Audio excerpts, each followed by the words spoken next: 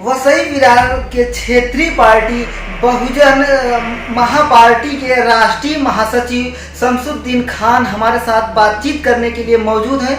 आइए इनसे जानते हैं कि जिस तरीके से वसई विरार में कोरोना के कहर लगातार बढ़ते जा रहे हैं उसको लेकर इनकी क्या राय है, और जिस तरीके से अभी भी काबू में नहीं आ रहे, लगातार केसेस रोजाना केसेस में बढ़ोतरी हो रही है। आइए इनसे जानते हैं, रूबरू होते हैं कि इन्होंने किस तरीके से अपने स्तर पर क्या क्या काम किए और आगे आने वाले समय में इनका क्या काम करने वाले हैं। आइए इनसे बातचीत करते हैं और जानते हैं कि इन्होंने पार्टी की स्थापना तो की, लेकिन राष्ट्रीय क्षेत्रीय स्तर पर कितने अच्छे काम किए और कोरोना का कहर भी इसमें आया, उन्होंने इस कहर को लेकर क्या क्या काम किए। सर, आपने जिस तरीके से अपनी पार्टी की तरफ से आपने कोरोना काल में क्या क्या काम किए? आज देश में कोरोना के वजह से लोगों की हालत बहुत ही गंभीर बनी हुई है।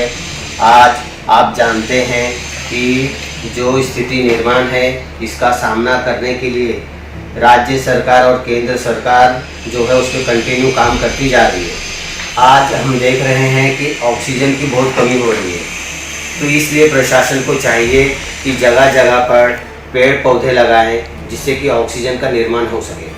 आज हम देख रहे हैं कि बिल्डिंग कंस्ट्रक्शन और जो बांधकाम जो है वो हो रहा है, लेकिन प्रशासन के माध्यम से कहीं पर भी पेड़ पौधे नहीं लगाए जा रहे हैं। आज जो ऑक्सीजन की कमी हुई है वो इसी वजह से हुई है। तो मेरा ये कहना है प्रशासन को कि उसे इस पे ध्यान देना चाहिए और आने वाले समय में जगह जगह पर महानगर पालिका क्षेत्र हो या ग्रामीण का क्षेत्र हो, हर जगह पर झाड़ लगाना चाहिए जिससे लोगों को ऑक्सीजन मिले। आज ऐसी स्थिति निर्माण हुई है कि हमारे देश को अदर कंट्री से ऑक्सीजन लेना पड़ रहा है। यानी हमारा देश जो इतना बड़ा है, लेकिन यहाँ पर जहाँ हम रहते हैं वहाँ पर ऑक्सीजन की कमी हो रही है। आज हॉस्पिटल में बेड की सुविधा नहीं है, तो हम प्रशासन से यही कहना चाहेंगे कि बेड की सुविधा उपलब्ध कराएं, वेंटिलेटर की सुविधा उपलब्ध कराएं। इसी के साथ में जगह जगह पर प्रशासन सभी अधिकारियों को पेड़ लगाने का निर्देश देवे। मेरा एक सवाल आपसे है कि जिस तरीके से वसई विरार में ऑक्सीजन की कमी से केवल 10 लोगों की मौत हो गई, जैसे विनायक हॉस्पिटल में भी 7 लोगों की मौत हुई, नालासोपारा वेस्ट में रिद्धि विनायक हॉस्पिटल में 3 लोगों की मौत हुई, उसके बारे में आप क्या कहें? देखिए, आज के समय पे ऑक्सीजन का बहुत ही समस्या निर्माण हो चुका है। इसकी वजह से प्रशासन को सभी हॉस्पिटल में ऑक्सीजन की सुविधा उपलब्ध करानी चाहिए। हम हमेशा देख रहे हैं, कंटिन्यू मीडिया में भी दिखाया जा रहा है कि नरेंद्र मोदी सरकार जो है वो असफल है, वो ऑक्सीजन नहीं दे पा रही है, और जो ऑक्सीजन यहाँ महाराष्ट्र में आने चाहिए वो ऑक्सीजन यहाँ नहीं आ रहे हैं। लेकिन महाराष्ट्र की बात नहीं, आप दिल्ली जैसे शहर की बात की जाए या मुंबई या अदर शहर की बात की जाए, वहाँ भी ऑक्सीजन की पूरे देश में ही प्रॉब्लम कहीं ना कहीं है, समस्या है, वो सामने दिखाई दे रही है। लेकिन इस समय सरकार ने भी एक अहम कदम उठाया है ऑक्सीजन को लेकर। सरकार ने अब जो है उसी राज्य में ऑक्सीजन निर्माण के लिए कंपनियों की स्थापना की बात कही है। इसको लेकर आपकी क्या राय है?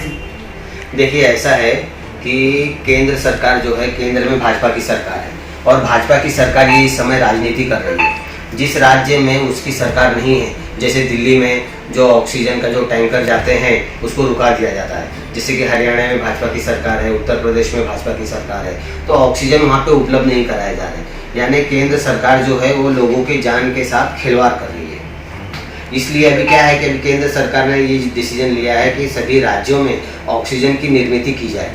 ये केंद्र सरकार का एक अच्छा डिसीजन है और उसका हम स्वागत करते हैं। क्या यह डिसीजन भी सही मानोगे एक तौर से, जिस तरीके से सरकार ने अभी हाल ही में ही ऑक्सीजन को जो है टैक्स फ्री करके और उसे जल्द से जल्द लोगों के लिए सुविधा उपलब्ध कराने के लिए जो कार्य किया है, क्या है सही है? इस समय राज्य सरकार अच्छा काम कर रही है और जगह जगह पर राज्य सरकार के द्वारा ऑक्सीजन की निर्मित का प्लांट लगाया जा रहा है। ये तारीफ़े काबिल है। क्या केंद्र सरकार फिर अच्छा काम नहीं कर रही है? जिस तरीके से उन्होंने कहा कि अभी हाल ही में कि अभी ऑक्सीजन की कमी देश में नहीं पड़नी पाएगी, हम बाहर से भी ऑक्सीजन मंगा रहे हैं और साथ साथ इसे पूरे देश में हर जगह हर लोगों के लिए हेल्थ के लिए काम किया जा रहा है। देखिए, मैं यही कहना चाहूँगा कि जो केंद्र सरकार है उसे जिस तरीके से जनता को सपोर्ट करना चाहिए वो उस तरीके से सपोर्ट नहीं कर रही है। अभी कोरोना के काल जो कोरोना का जब समय था 2019 में, तभी उस समय पे मोदी सरकार ने 20 लाख करोड़ का पैकेज डिक्लेयर किया था। ये सभी देश की जनता जानती है। उसमें से उन्होंने 90,000 करोड़ रुपए बिजली विभाग को दिए थे। लेकिन आप मुझे बताइए, हमारे इस देश में किसी एक नागरिक का भी लाइट का बिल अगर माफ़ हुआ होगा तो आप मुझे बता दीजिए कि देखिए इसका लाभ इनको मिला है। तो वो 90,000 करोड़ रुपए कहाँ गए? ये भी आखिर एक स्कैम नज़र आ रहा है। तो क्या है कि तो आप जो है सेंट्रल गवर्नमेंट को आप जो है टारगेट करके ऐसी बातें कर रहे हैं। नहीं, ऐसी बात नहीं है। अभी आप मुझे बताइए, अगर कोई भी नियम लागू होता है, कानून बनता है या पैसे का प्रावधान किया जाता है तो जनता के हित के लिए किया जाता है, यानी उस पैसे का इस्तेमाल जनता के फायदे के लिए होना चाहिए। अभी आप बताइए 20 लाख करोड़ रुपए ये किसके पैसे थे? जनता के पैसे थे, क्योंकि ये पैसा बैंक से लिया गया।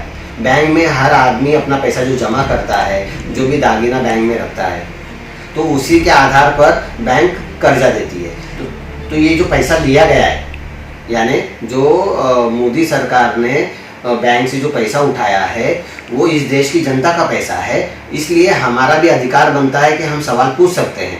और दूसरी बात ये है कि मोदी सरकार ने ये जो 90,000 करोड़ रुपए बिजली विभाग को दिए, अभी आप सोचिए कि 90,000 करोड़ रुपए इन्होंने कैश दिया है। अभी आप सोचिए 90,000 करोड़ कैश कैसे दे सकते हैं? ये मैंने बड़े बड़े न्यूज़ चैनल में देखा कि इन्होंने तत्काल अभाव से नगद राशि का प्रावधान किया गया है। तो ये केंद्र सरकार इस तरीके से जो पैसे का फायदा जनता को होना चाहिए उसका लाभ जनता को नहीं मिल रहा है। गरीबों का मीटर काटा जा रहा है, कोई प्रावधान नहीं है। तो मैं ये चाहता हूँ कि केंद्र सरकार अगर पैसा लेती है तो उसका फ़ायदा सीधा जनता को मिले। लोगों का बिजली बिल में कटौती होना चाहिए। कोरोना के समय में किसी का मीटर काटा ना जाए, इस पर स्टे दिया जाए। ये भी हमारी डिमांड है। इस समय ये अपनी मांग रखते हुए, डिमांड रखते हुए जो बात सरकार के सामने रख रहे हैं कहीं ना कहीं वाजिब है। HM news Anirudh.